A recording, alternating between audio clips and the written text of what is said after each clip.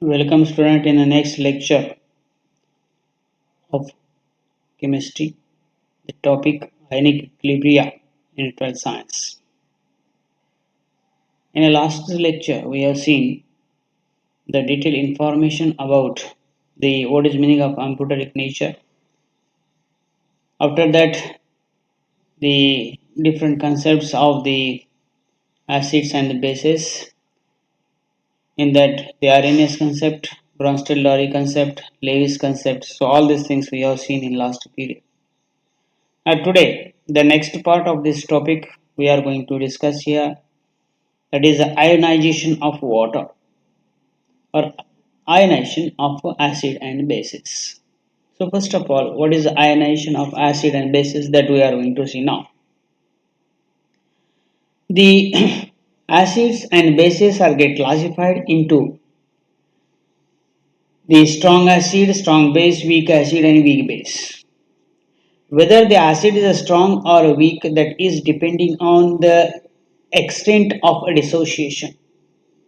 How much amount of that acid or the base goes into the solution and the formation of the ions, that is anions or the cations in case of the acid and bases. That extent, how much extent means the how much amount is get dissociated depending on they are get classified into the strong acid and strong base, weak acid and weak base. Let us see the definitions of the strong acid and strong base and the weak acid and weak base. The strong acids are those they are completely or almost jawalpas 100%. They are get dissociated in its aqueous medium. Say for example the HCl, when it goes into the solution it 100% dissociate.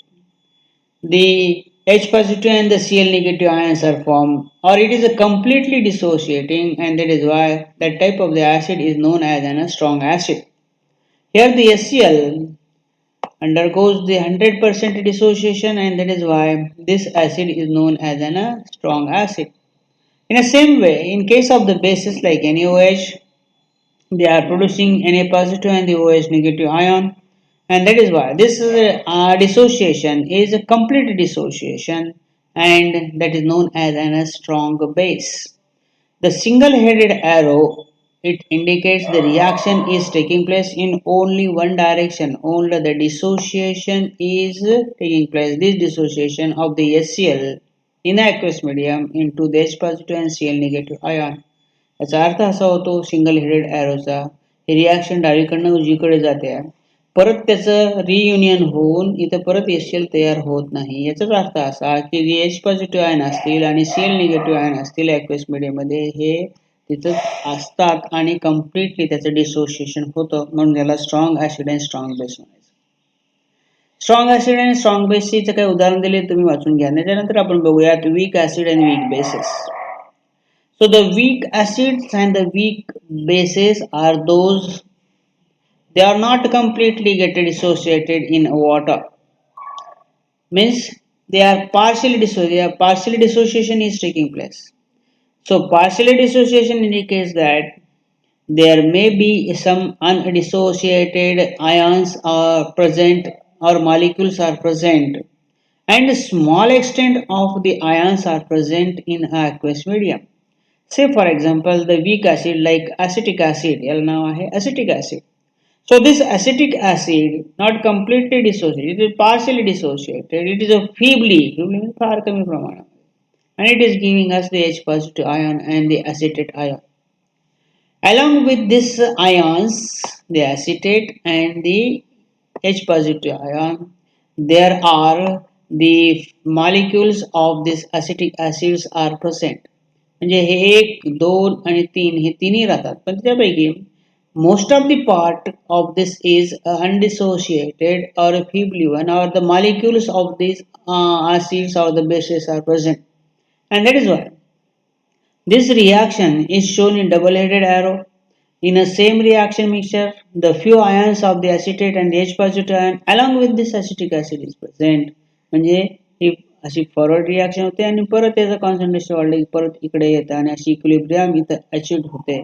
म्हणून हे तिन्ही त्या सोल्युशनमध्ये असतात. अशा प्रकारच्या ॲसिडला किंवा बेसला, ammonium hydroxide base आहे, हे पूर्णपणे डिसोशिएट होत नाहीत. त्याच्याबरोबर असे अनडिसोशिएटेड मॉलिक्यूल तिथे असतात. अशा प्रकारच्या ॲसिडला किंवा बेसला वीक ॲसिड आणि वीक बेस म्हणतात, हे लक्षात ठेवा. म्हणून दोन कन्सेप्ट आपण पाहिले. स्ट्रॉंग ॲसिड कंप्लीट डिसोशिएशन होतं, वीक ॲसिड इनकम्प्लीट डिसोशिएशन होतं, त्याला आपण काय म्हणायचं, वीक ॲसिड. त्याच्यानंतर आपण नेक्स्ट पार्ट बघणार आहोत ह्या टॉपिकचा, that is the dissociation constant of weak acid and the weak base. So dissociation constant strong acid strong बेसचं मिळणार नाही ते 1 येईल, कंप्लीट डिसोशिएशन होतं म्हणून. पण वीक ॲसिड आणि वीक बेसचं डिसोशिएशन आणि त्याचं एक्सप्रेशन कसं लिहिता येईल, त्याला काय म्हणतात, डिसोशिएशन कॉन्स्टंट म्हणजे काय, ते आपण आता बघणार आहोत. The dissociation of a weak acid, acid आपण इथं कन्सिडर केलेलं आहे HA. आता HA कशा करता की जनरल करता, प्रत्येक वेळेस आपण उदाहरण घ्यायचं नाही. HCl हे ॲसिड आहे, आपल्याला माहिती आहे. H पार्ट म्हणजे प्रोटॉन पार्ट आणि Cl जो आहे तो ॲसिड पार्ट, त्याला म्हणायचं आपण एनायनिक पार्ट. एनायनिक पार्ट म्हणजे त्याच्यावर चार्ज कोणता असतो, निगेटिव्ह चार्ज. निगेटिव्ह चार्ज असलेला पार्ट इथं कोणता आहे, Cl आहे. तसं प्रत्येक म्हणजे जनरल ॲसिड घेतल्यानंतर हा जो पार्ट आहे A म्हणजे एनायन आहे, हे लक्षात ठेवा. त्याकरता जनरलाइज एक HA घेतलं, H म्हणजे प्रोटॉन, A म्हणजे एनायन. मग कोणत्याही ॲसिडला ते वापरता येईल. ते एस्टोसोफरला वापरता येईल, HNO3ला वापरता येईल, कोणत्याही ॲसिडला असं वापरता येईल. त्याकरता जनरल एक्सप्रेशन दिलेलं आहे. So as this acid is a weak acid, it get dissociated into H positive ion and A negative anion. But along with that, as it is weak, the few amount of or most of the amount is undissociated which is present in it. And that is why the equilibrium is assured. The rate of the forward reaction and reverse reaction सारखंच असतं आणि म्हणून equilibrium होतं. आणि अशा प्रकारच्या इक्विलिब्रियमला आपण जर त्याचं एक्सप्रेशन लिहिलं, the equilibrium constant, this equilibrium constant of dissociation, त्याला आपण डिसोशिएशन कॉन्स्टंट म्हणतो, ह्या इक्विलिब्रियम करता आहे. म्हणून इथं काय केलंय, K is a equilibrium constant of acid. A म्हणजे काय, ऍसिड. इथं छोट्या अक्षरात इथं खाली दिलेलं आहे, इथं ऍसिड दिलेलं आहे. A is an acid. So this acid dissociation constant of acid, K म्हणजे कॉन्स्टंट आहे. So the concentration of the H positive ion into the concentration of the A negative ion, म्हणजे प्रॉडक्टचं concentration divided by the concentration of the reactant. reactant कोणता आहे इथं, HA आहे. ह्या HA चं कॉन्सन्ट्रेशन हे स्क्वेअर ब्रॅकेट इंडिकेट जे करतात ते concentration, moles per DM cube याचं कॉन्सन्ट्रेशन. आणि इथं सुद्धा H पॉझिटिव्ह आयनचं कॉन्सन्ट्रेशन इथं स्क्वेअर ब्रॅकेटने दाखवलं आहे. Square bracket indicates that the concentration and this concentration in moles per DM cube, म्हणजे प्रॉडक्टचं कॉन्सन्ट्रेशन डिवायडेड बाय द रिॲक्टंटचं कॉन्सन्ट्रेशन वीक ॲसिडच्या संबंधित असल्यामुळं हे डिसोशिएशन कॉन्स्टंट कोणाचं झालं, ॲसिड झालं. म्हणून याला म्हणायचं dissociation constant of acid is called acid dissociation constant, असं इथं म्हटलेलं आहे, इथं दिलेलं बघा. सिमिलरली जर बेसचं लिहायचं असेल, BOH बेस आहे. बी हा काय झाला, बेसचा पार्ट कॅटायन झाला. कॅटायन म्हणजे NaOH मधला Na, आणि OH काय झाला, हायड्रॉक्सी ग्रुप, तो बेस बरोबर असतो. तो याचं रिॲक्शन अशा प्रकारे लिहिता येईल आणि त्याचं सुद्धा आपल्याला एक्सप्रेशन अशा प्रकारे लिहिता येतं. असंच हे सेम एक्सप्रेशन इथं लिहिलेलं आहे. नाव द इक्विलिब्रियम कॉन्स्टंट, आता डिफाइन करायचं आपल्याला. The equilibrium constant for dissociation equilibrium of a weak acid and weak base is respectively which is a Ka and Kb. म्हणून काय म्हणायचं, डिसोशिएशन कॉन्स्टंट ऑफ ऍसिड और dissociation constant of weak base हे is defined as an equilibrium constant for dissociation of equilibrium of a weak acid and weak base is known as an dissociation constant. Now next part that we are going to see of this topic, that is known as Oswald's dilution law. आता हे जे dissociation constant आहे, हे dissociation constant किंवा dissociation weak ऍसिडचं जे होतं याचं mathematical किंवा क्वांटिटेटिव्ह म्हणजे अमाऊंट किती, क्वांटिटेटिव्ह रिलेशनशिप सुरुवातीला हे जे आरएनएसच्या कन्सेप्टनुसार दिलेलं आहे ते ओसवाल्ड नावाच्या सायंटिस्टनं दिलेलं आहे. काय दिलं ओसवाल्ड नावाच्या सायंटिस्टने की आरएनएसच्या कन्सेप्टनुसार म्हणजे वीक ऍसिड असं ऍसिड आणि बेस कसे डिफाईन करतो आपण, जे एच पॉझिटिव्ह आयन देतात त्याला ऍसिड म्हणतो आरएनएस प्रमाणे आणि ओएच निगेटिव्ह आयन देतात त्याला आपण बेस म्हणतो. मग आरएनएसच्या कन्सेप्टनुसार ऍसिड बेस हे क्वांटिटेटिव्हली एक्सप्रेस करण्याकरता एक मॅथमॅटिकल रिलेशनशिप या ओसवाल्ड्स नावाच्या सायंटिस्टने आपल्याला दिलेलं आहे, that is known as an Ostwald's dilution law. आपण हा काय आहे ते आपण बघू. It is a mathematical relation किंवा quantitative relation of the dissociation in case of the weak electrolyte किंवा वीक ऍसिड आणि वीक बेस असं आहे. त्याच्यापैकी सुरुवातीला आपण इथं वीक ऍसिड काय आहे तर त्याचा लॉ कसा इम्प्लिमेंट करू शकतो ते आपण बघूया. आपण वर इथं डिसोसिएशन ऍसिड लिहित असताना हेच एक्सप्रेशन इथं दिलेलं आहे ओसवाल्ड मध्ये, ते परत सांगण्याची गरज नाही की A equal to H positive ion and A negative ion असं दिलेलं आहे. कन्सिडर करा suppose 1 mole of an acid HA is taken initially. त्याचं व्हॉल्यूम काय आहे, 1 मोल घेतलेला आहे. व्हॉल्यूम किती मध्ये विरघळलेलं आहे ते VDM क्यूब ऑफ वॉटर. त्याचं सोल्युशन किती केलं VDM cube. At equilibrium the fraction of the dissociation would be the alpha. इक्विलिब्रियमला डिग्री ऑफ डिसोसिएशन काय झालं अल्फा झालं, where alpha is known as a degree of dissociation. याच्यापूर्वी आपण पाहिलेलं आहे.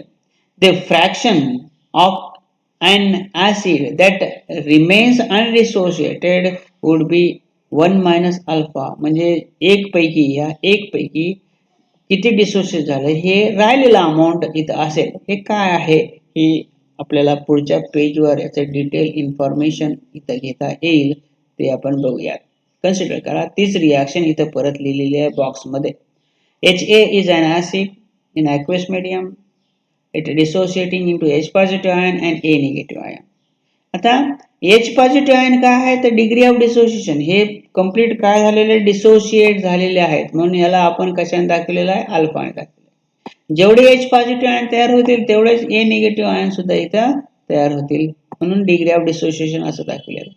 पण याच्यापैकी वीक ऍसिड मध्ये तुम्हाला माहिती आहे की ह्या H आणि A च्या बरोबर इथं काय असतील HA सुद्धा असतील. हे जे HA आहेत हे HA अनडिसोसिएटेड आहेत.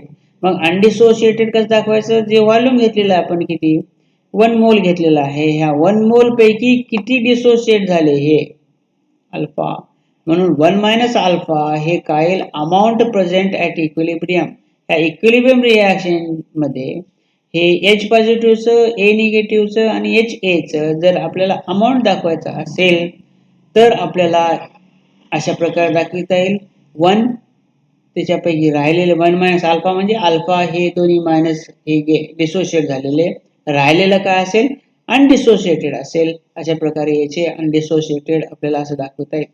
पण याचं कॉन्सन्ट्रेशन किती आहे म्हणायचं म्हणल्यानंतर आपल्याला कॉन्सन्ट्रेशन कसं करतो आपण व्हॉल्यूमशी कम्पेअर करतो. जसं की 1 ग्राम साखर जर आपण 10 ml मध्ये टाकलं तर कॉन्सन्ट्रेशन जास्त असेल, पण ते 100 ml मध्ये व्हॉल्यूम घेतलं तर व्हॉल्यूम बदलले की त्याचं कॉन्सन्ट्रेशन सुद्धा बदलेल. त्याच्याप्रमाणे कोणतंही कॉन्सन्ट्रेशन दाखवायचं असेल तर आपल्याला व्हॉल्यूमशी कम्पेअर करावं लागतं.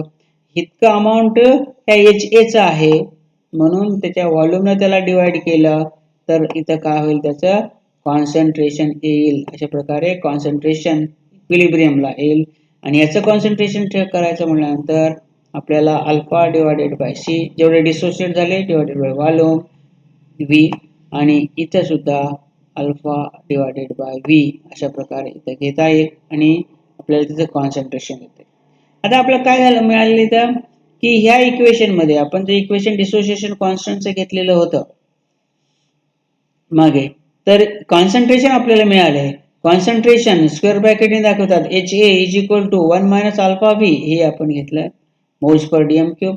Concentration of H positive ion मध्ये किती आहे अल्फा डिवायडेड बाय V आणि concentration of A negative ion alpha divided by V moles per DM cube. हेच इक्वेशन आपण 3.3 मध्ये हेच आपण व्हॅल्यूज जर आपण 3.3 मध्ये दाखवला.